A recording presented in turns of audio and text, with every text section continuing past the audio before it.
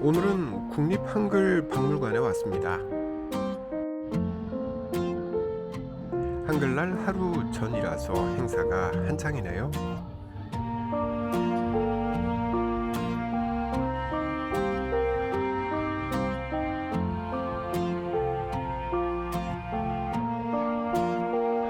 학교에서 단체로 관람을 나온 모양입니다. 잠시 둘러볼까요?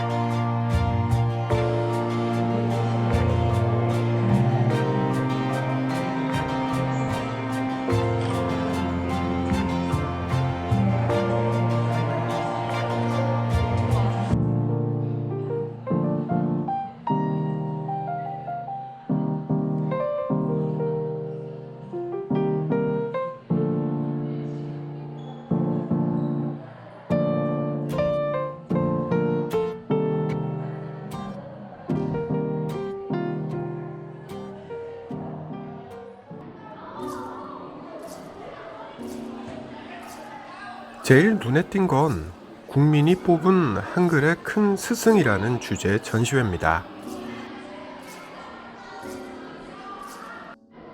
33명을 뽑았는데 아는 이름도 있지만 모르는 이름도 많습니다.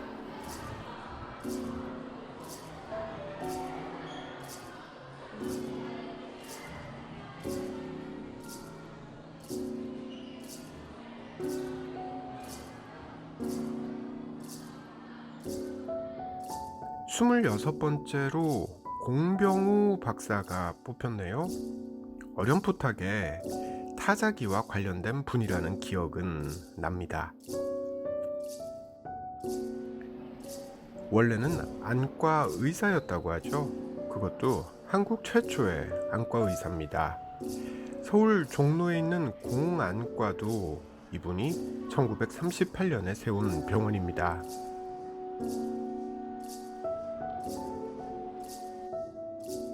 안과 의사가 왜 한글 타자기를 만들었을까? 네, 그건 자신의 병원으로 눈 치료를 받으러 온 환자 한 명 때문이었습니다. 바로 한글학자 이극노 선생이었는데요. 한글로 우리 민족이 글눈을 떠야 문화의 힘을 기를 수 있다. 이런 이극노 선생의 말로 인해서 공병우 박사는 한글에 눈을 뜨게 됐다는 거죠.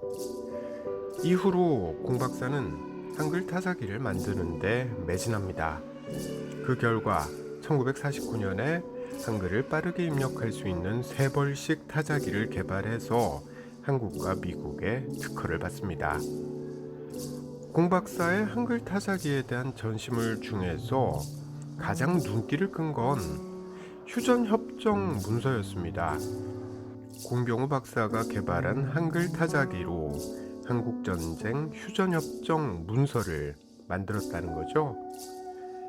당시 협상에 한국 측은 참여도 못했었지만 공 박사가 만든 타자기는 한국전쟁을 매듭짓는데 기여했던 셈입니다.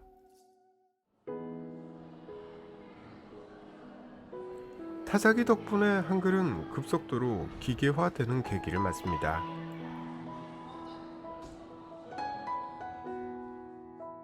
타이피스트가 인기 직종으로 꼽히기도 했죠.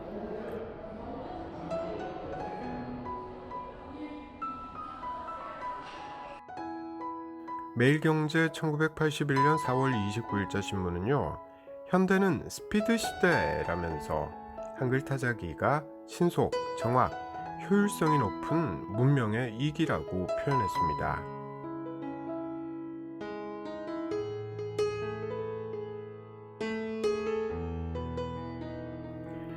한글 타자기는 한글 정보화의 주춧돌 역할을 했던 거죠.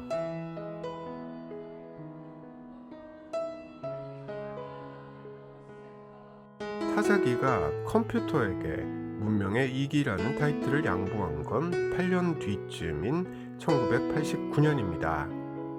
그해 매일경제 4월 10일자 신문은요, 사무 자동화로 워드 프로세서의 수요가 급증하면서 타자기는 퇴조 현상이 뚜렷하다고 보도합니다.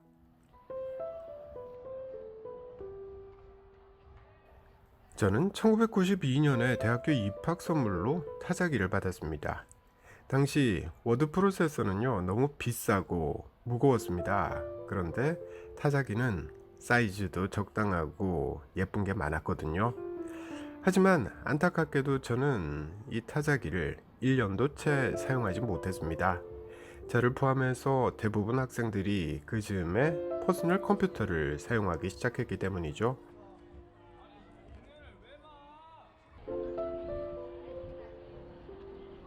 요즘 우리는 컴퓨터와 스마트폰으로 너무나 당연하다는 듯이 한글을 사용합니다. 이게 누구 덕분인지는 잘 생각을 안 하죠.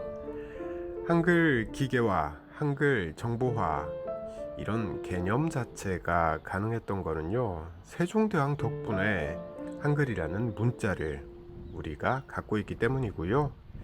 이 한글을 우리가 지금 이렇게 편하게 사용할 수 있는 건 한글 기계화에 매진했던 공병우 박사 같은 분이 계셨기 때문입니다.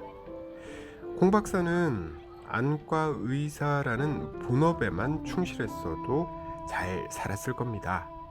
이런 분의 사회적인 헌신 덕분에 우리가 좀 더 편하게 살 수 있게 된 거죠. 한글날이 다가오면 머릿속에 떠오르는 인물은 기껏해야 한두 명입니다. 국립한글박물관에 와본 덕분에 좀 더 많은 분들의 기여를 알 수 있게 됐고요. 공병우 박사에 대해서도 많은 생각을 해볼 수 있었습니다.